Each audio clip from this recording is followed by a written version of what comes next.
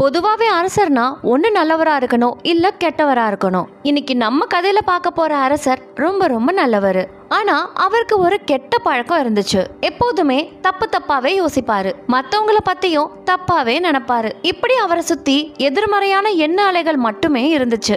அதனால் அவர் எப்போதுமே கவலையோடவே இருப்பாரு. ஒரு நாள் காட்டு பக்கமா நடந்து போயிட்டு இருக்கும் போது அங்க ஒரு சின்ன குடிசை இருந்துச்சு. அந்த குடிசையில ஒரு தாத்தா பாட்டி வைத்தியம் பார்த்துக்கிட்டு இருந்தாங்க. இந்த வயதான தம்பதிகள் நல்ல எண்ணங்களோடும் நேர்மறையான அதிர்வலைகளையும் கொண்டிருந்தாங்க. இவங்களோட நேர்மறையான எண்ணங்களும் வார்த்தைகளுமே அங்க வர நோயாளிகளை எளிதில் குணமடைய செய்யும். அரசர் இந்த தம்பதிகளை பத்தி ஏற்கனவே கேள்விப்பட்டு இருக்காரு. ஏன்னா அந்த தம்பதிகள் அந்த ஊர்ல இருக்க எல்லாருக்குமே சிறந்த முறையில வைத்தியம் பார்ப்பாங்க. அதுக்குன்னு எந்தவித கட்டணங்களையும் வசூலிக்கிறது இல்ல. ஏன்னா அந்த வைத்திய தொழில ஒரு தொண்டை நினைச்சு செஞ்சுட்டு வந்தாங்க.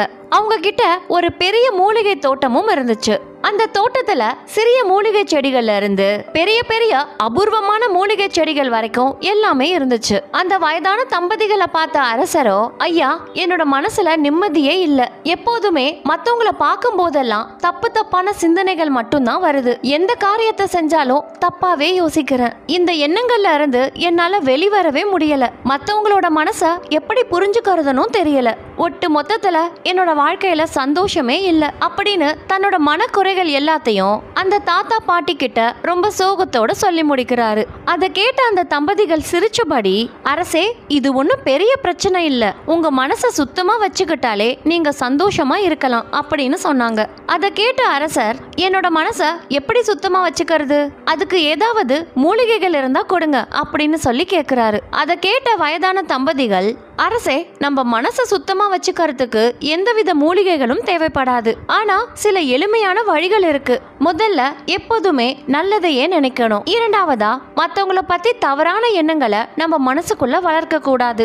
மூணாவதா உங்க மனசுல இருக்க கெட்ட எண்ணங்களை தூக்கி வெளியில போடணும். மொத்தத்துக்கும் நல்லதையே யோசிக்கணும், நல்லதையே பேசணும். இதெல்லாம் பண்றதுக்கு முதல்ல உங்க மனசை ஒருநிலைப்படுத்தணும். நம்ம மனசை ஒருநிலைப்படுத்தினா மட்டும்தான் மத்தவங்களோட எண்ணங்களையும் நம்மால படிக்க முடியும். அதுக்கு அமைதியான முறையில தியானம் பண்ணலாம், நல்ல புத்தகங்களை படிக்கலாம், நேர்மறையான வார்த்தைகளை பேசுறவங்க கிட்ட பேசலாம். இதையெல்லாம் செஞ்சாலே உங்க மனசு சுத்தமா மாறிடும் அப்படின்னு சொல்றாங்க. அதை கேட்ட அரசர், ஐயா, நீங்க சொல்றது எல்லாம் எனக்கு புரியுது.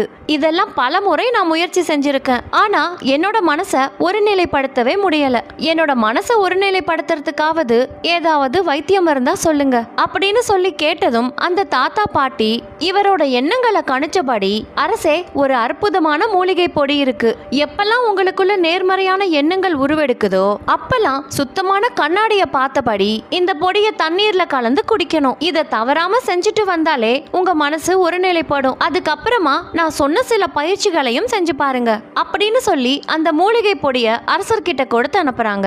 அரசரும் மகிழ்ச்சியோடு அந்த மூலிகை பொடியை எடுத்துட்டு அரண்மனைக்கு வராரு. அப்போ அங்க இருந்த காவலாளர்களை பார்த்ததும் இவருக்குள்ள தவறான எண்ணம் உருவெடுக்குது. இந்த காவலாளர்களை எப்படி நம்புவது? ஒருவேளை நம்முடைய எதிரிகளா கூட இருக்கலாம் அப்படிங்கிற எண்ணம் அவருக்குள்ள வந்ததுமே தன் அரண்மனைக்குள்ள இருந்த முகம் பார்க்கும் கண்ணாடிய பார்த்தபடி அந்த மூலிகை பொடிய தண்ணீர்ல கலந்து குடிக்கிறாரு. இப்படி ஒவ்வொரு முறை தவறான எண்ணங்கள் தோன்றும் போதும் முகம் பார்க்கும் கண்ணாடிய சுத்தமா தொடச்சிட்டு இந்த மூலிகை பொடிய தண்ணீர்ல கலந்து குடிப்பாரு. சில நாட்கள்லயே அவருக்குள்ள வர எதிர்மறையான எண்ணங்கள் கொஞ்சம் கொஞ்சமா மறைய ஆரம்பிக்குது. அரசர் தன்னோட மனசை ஒரு கண்ணாடி மாதிரி பார்க்க ஆரம்பிச்சாரு. அந்த கண்ணாடியில இருக்க தூசிய துடைக்கிற மாதிரி தன் மனசுக்குள்ள இருந்த அழுக்கையும் கொஞ்சம் கொஞ்சமா துடைக்க ஆரம்பிச்சாரு. ஆனா அது அவ்வளவு சுலபமான காரியம் இல்ல. அவர் தன்னோட மனசை சுத்தமா வச்சுக்கிறதுக்கு சில பயிற்சிகளையும் மேற்கொள்ள ஆரம்பிச்சாரு. முதல்ல அரசர் ஒரு நாள் முழுவதும் யாரையும் பத்தி தப்பா நினைக்கவே கூடாதுன்னு முடிவு செஞ்சாரு. அது கொஞ்சம் கஷ்டமாவே இருந்துச்சு.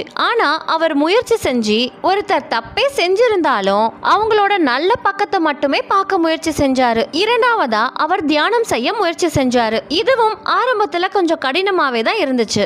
ஆனா அந்த மூலிகை பொடியின் மேல இருந்த நம்பிக்கையால தொடர்ந்து முயற்சி செஞ்சுட்டே இருந்தாரு. அப்படி தியானம் செய்யும் போது அவர் தன்னோட மனசுல இருக்க கெட்ட எண்ணங்களை பார்க்க ஆரம்பிச்சாரு. அந்த எண்ணங்கள் சரியா தவறான யோசிக்க ஆரம்பிச்சாரு.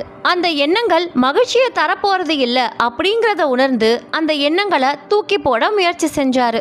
அடுத்ததா நல்ல புத்தகங்களை படிக்க ஆரம்பிச்சாரு. அப்படி புத்தகங்கள் படிக்கிறது அவர் வாழ்க்கையில இன்னும் சுவாரஸ்யங்களை கூட்டுச்சு. நல்ல கதைகளை ஆர்வத்தோடு படிக்க ஆரம்பிச்சாரு. இது அவருக்குள்ள நல்ல எண்ணங்களையும் நல்ல விஷயங்களை பத்தியும் யோசிக்க வச்சது. அடுத்ததா நல்ல நண்பர்களோடு பேச ஆரம்பிச்சாரு. அப்படி பேசுறது அவருக்கு ரொம்ப சந்தோஷத்தையும் கொடுத்துச்சு. அப்படி நேர்மறையான வார்த்தைகளை பேசும்போது தன்னோட கவலைகளை மறக்க ஆரம்பிச்சாரு. அரசருக்கு ஒரு ஆலோசகர் இருந்தாரு. அவரும் அரசருக்கு நல்ல அறிவுரைகளையே சொல்லுவாரு. அவர் ஒரு நாள் அரசரை பார்த்து, அரசே, உங்க மனசை சுத்தமா வச்சுக்கிறதுக்கு நீங்க இன்னும் சில விஷயங்களை செய்யலாம். தினமும் ஏழை மக்களுக்கு உங்க கையாலேயே உதவி செய்யலாம். அது உங்களுக்கு மன நிம்மதியை கொடுக்கும் அப்படின்னு சொன்னாரு. அரசருக்கும் அது சரின்னு பட்டுச்சு. அதனால தினமும் ஏழை மக்களை சந்திச்சு அவர்களோட குறைகளை கேட்டு தெரிஞ்சு அந்த குறைகளை நிவர்த்தி செய்ய பல உதவிகளையும் செய்ய ஆரம்பிச்சாரு. இப்படி காட்டு பகுதியில இருக்க மக்களுக்கும் உதவி செய்ய ஆரம்பிச்சாரு. அந்த காட்டுல இருக்க மக்களுக்கெல்லாம் உதவி செய்யற ஒரு இளவரசி இருந்தா. அவ அரசரை பார்த்து, அரசே, நீங்க உங்க மனசை சுத்தமா வச்சுக்கிறதுக்கு நீங்க இன்னும் ஒரு சில விஷயங்களை செய்யலாம். நீங்க தினமும் இந்த இயற்கையை ரசிக்க ஆரம்பிக்கணும். இப்படி இயற்கையை ரசிச்சு அதோடு பேச ஆரம்பிச்சிங்கனாலே அது உங்க மனசுக்கு அமைதியை கொடுக்கும். இத கேட்ட அரசரோ அந்த இளவரசி அரசரோட எண்ணங்களை கணிச்சதை நினைச்சு அவர் மிகவும் ஆச்சரியப்பட்டாரு. அப்பதான் நம்ம மனசுக்குள்ள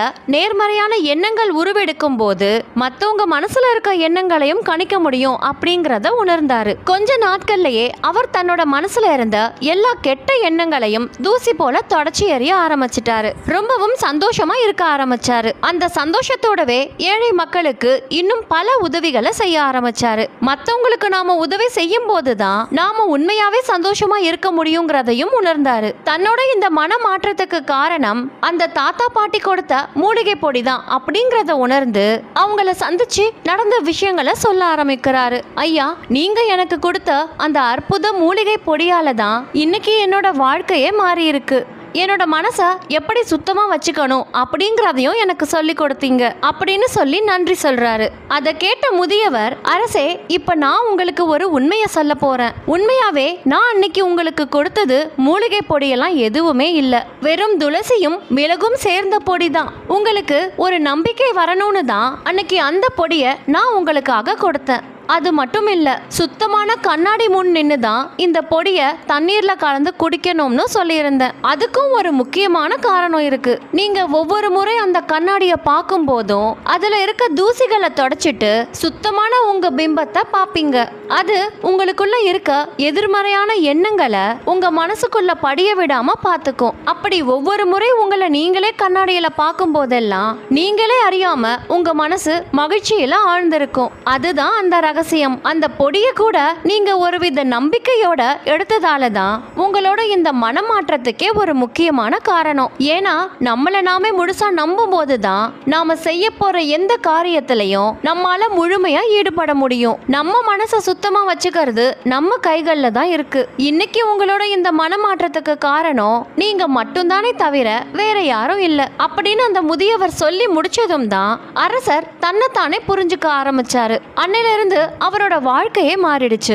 இந்த கதையில நாம ஒரு நல்ல விஷயத்தை பத்தி தெரிஞ்சுக்கிட்டோம். நாம எப்போதும் நல்லதையே நினைக்கணும், நல்லதையே செய்யணும். அப்பதான் நாம சந்தோஷமா இருக்க முடியும். அது மட்டும் இல்ல, நமக்குள்ள தோன்றக்கூடிய எண்ணங்கள் நேர்மறையானதா இருந்தாலே போதும். அதுவே பிறர் மனசுக்குள்ள இருக்க எண்ணங்களை நாம புரிஞ்சுக்கிறதுக்கு ஒரு வழிமுறையா இருக்கும். நிச்சயமா இந்த கதை உங்களுக்கு பிடிச்சிருக்கும்னு நினைக்கிறேன். பிடிச்சிருந்தாலும் பிடிக்கலனாலும் உங்களுக்கு ஏதாவது கருத்துக்கள் இருந்தா மறக்காம கமெண்ட் பாக்ஸ்ல சொல்லுங்க.